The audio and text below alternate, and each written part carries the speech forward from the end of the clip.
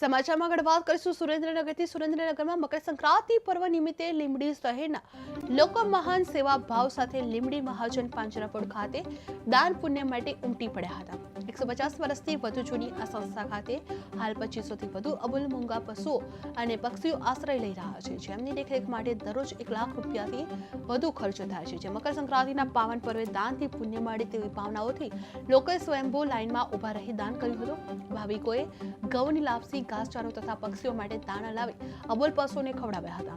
શહેરના તમામ સમાજના લોકો, આગેવાનો, સાધુ સંતો અને પશુ ડોક્ટરો પણ સેવા માટે ખાસ ઉપસ્થિત રહ્યા હતા। જે મકર સંક્રાંતિએ પાંજરાપોળમાં દાન માટે ભીડ જોવા મળી હતી, જેમાં લીંબડી મહાજન પાંજરાપોળે માનવતા મયકી ઉઠી હતી। જે અબોલ પશુઓ માટે સ્વયંભૂ દાન પુણ્ય કરવામાં આવ્યું હતું, જેમાં 2500થી વધુ પશુઓ પાંજરાપોળમાં આશ્રિત જોવા મળી રહ્યા છે, જેમાં સર્વ સમાજે મળીને પશુ સેવા કરવાનો લાભ મળ્યો હતો।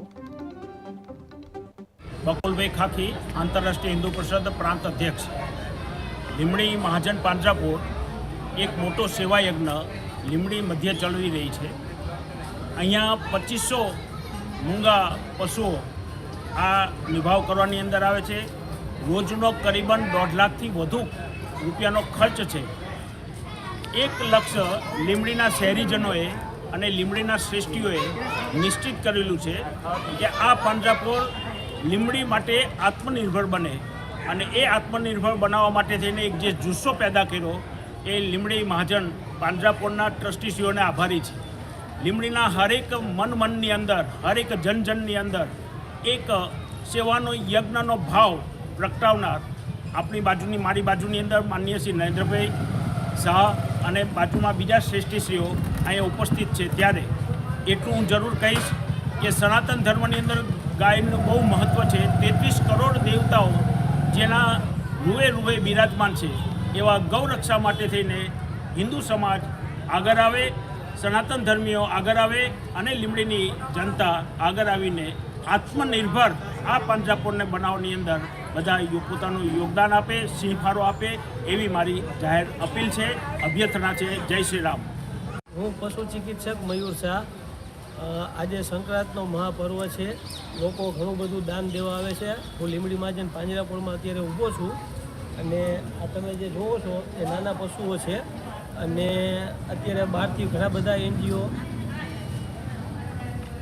એનજીઓ અહીંયા સેવા આપવા માટે આવે છે, અને ઘણું બધું દાન પણ આપે છે। અને બધા જ ધર્મના, એવું નહીં કે કોઈ હિન્દુ ધર્મના, પણ બધા જ ધર્મના લોકો અહીંયા દાન કરવા આવે છે, અને એ પશુઓને ઘાસચારો ખવડાવે છે, કોઈ લાપસી ખવડાવે છે। અને અહીંયા અત્યારે લગભગ આશરે 600 જેવા પશુ છે, અને બીજા પશુ છે એ વીડમાં છે। પછી આ પશુ માટેની તમારે જે ગાય માતાઓને એને બધા શું સુવિધાઓ આપો? અત્યારે અહીંયા ગાય માતાને કદાચ કોઈ પશુ બીમાર હોય તો એને આપણે અલગ દવાખાનામાં રાખીએ છીએ, અને એની જે કંઈ રિક્વાયરમેન્ટ પ્રમાણે દવા કરીએ છીએ, અને દવા થઈ જાય, પશુ ઓકે થઈ જાય એટલે પછી એના રેગ્યુલર વાડામાં શિફ્ટ કરી દઈએ છીએ। અને જે પશુઓ મા વગરના હોય એને હેન્ડ ફીડિંગ કરાવીને આપણે મોટા કરીએ, બીજી ગાયનું દૂધ પીવડાવીને, હાથેથી બોટલેથી પીવડાવીને એને મોટા કરીએ છીએ। એ ડિપાર્ટમેન્ટે અલગ જ રાખેલ છે। અને બીજા જે નબળા પશુઓ છે કે જેની એટલી કેપેસિટી નથી કે આ બીજા મોટા પશુઓની સાથે રહી શકે, કેમ કે એકબીજા બાજે અને પશુ પડી જાય અને મરણ થાય, એવા પશુઓ પણ અમે 60 પશુઓ અલગ રાખેલા છે। એને અલગ અલગ ન્યુટ્રિશનવાળો ખોરાક આપીએ છીએ, અને એની ટ્રીટમેન્ટ કરીને હેલ્ધી બને, એમ લાગે કે મહિના પછી એકદમ હેલ્ધી થઈ ગયા છે, પછી એને